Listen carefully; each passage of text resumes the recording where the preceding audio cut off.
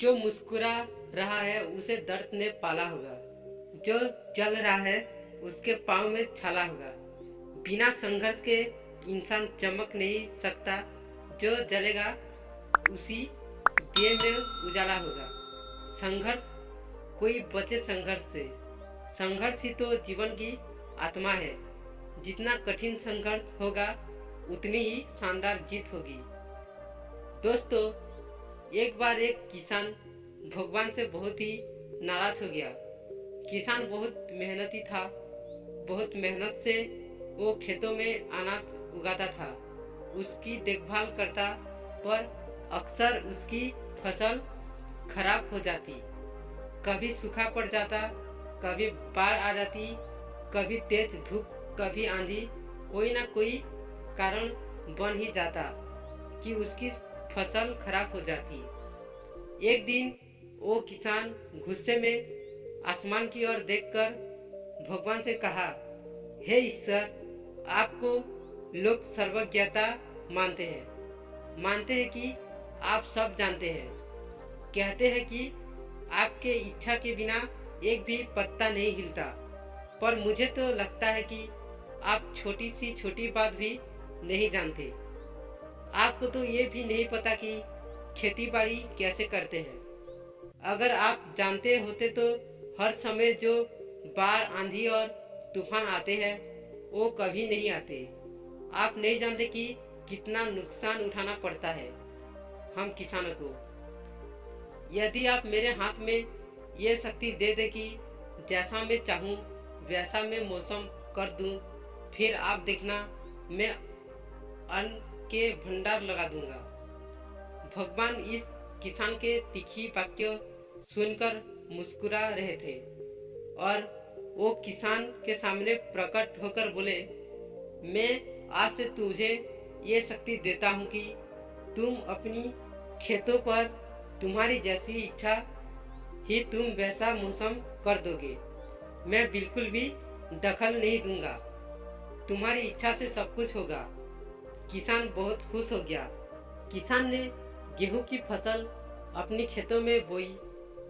जब उसे लगा कि खेतों को धूप चाहिए तो खेतों को धूप मिले, जब पानी बरसाना चाहिए तभी पानी बरसा।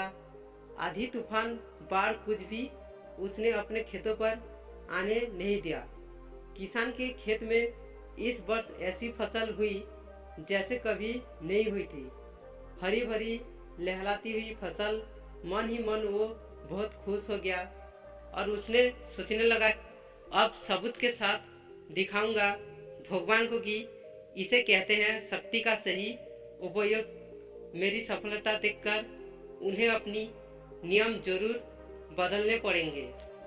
कुछ दिन गुजरे, फसल काटने को तैयार हो गया।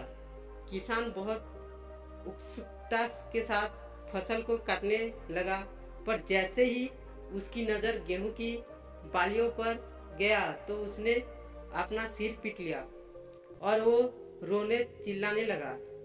गेहूं की एक भी बाली के अंदर गेहूं का दाना नहीं था। सारी बालियां अंदर से खाली थी। किसान बहुत दुखी हो गया। उसने भगवान को रोते हुए फिर पुकारा, हे प्रभु, तुमने ये मेरे साथ किया क्या? क्या तुमने मुझे कोई सजा दी? भगवान बोले, पुत्र, ये तो होना ही था। तुमने पौधों को संघर्ष करने का मौका ही कहाँ दिया। ना तो तुमने उन्हें आंधियों से जूझने दिया, ना तेज बारिश से सहने दिया और ना ही धूप में तपने दिया। एक भी चुनौती का सामना तुमने उन्हें नहीं करने दिया। इसलिए सारे पौधे अंदर से खोखले रह गए। जब आंधी, तूफान, तेज बारिश और धूप पड़ती है तभी ये पौधा अपने अस्तित्व को बचाने के लिए संघर्ष करते हैं और इसी संघर्ष से एक बल पैदा होता है जिसमें शक्ति होती है, ऊर्जा होती है और यही ऊर्जा पूर्ति तेरे गेहूं के दानों की तरह जो नहीं फूटी। तूने उन्हें कठिन परिस्थितियों से गुजरने ही नहीं दिया जहां उनके अस्तित्व का जन्म होता। सारे बालियां इसलिए खाली है, इनमें एक भी गेहूं का दाना इसलिए नहीं है क्योंकि तुमने अपने पौधों को संघर्ष कराया ही नहीं।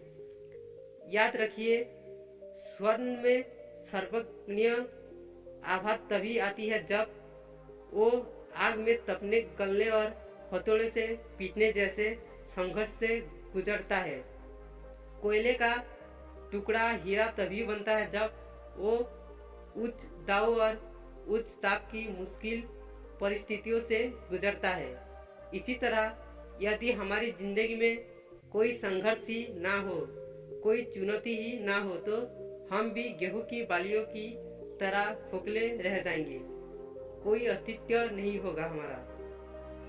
विपरीत परिस्थितियां, चुनौतियां, समस्या हमें और अधिक निखारती है।